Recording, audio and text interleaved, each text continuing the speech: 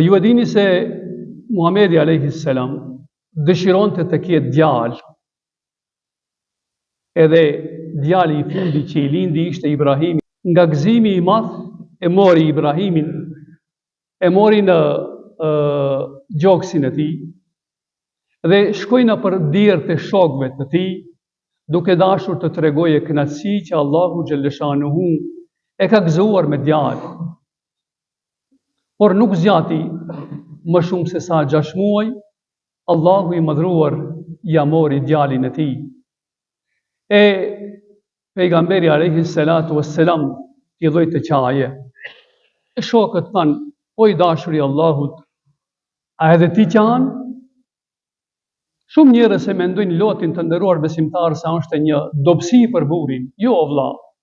Nëse pejgamberi alayhi salam ka qaj, nëse njerëzit e mëdhej ka qaj, kjo është një lirim i bllokimeve që na bëhen në trupin tonë. E çfarë tha pejgamberi alayhi salatu wassalam për veprimin e tij?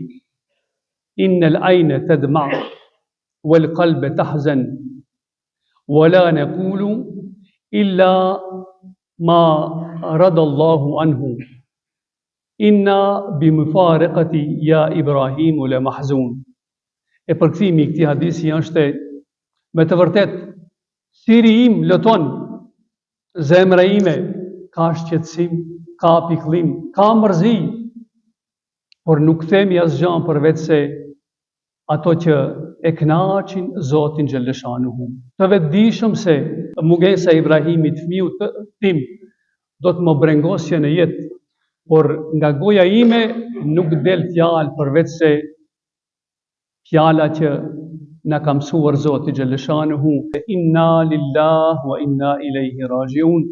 Te Allahu jemi e te Allahu do të kthehemi. Pra Loti është mëshirë, thot pejgamberi alayhi salam.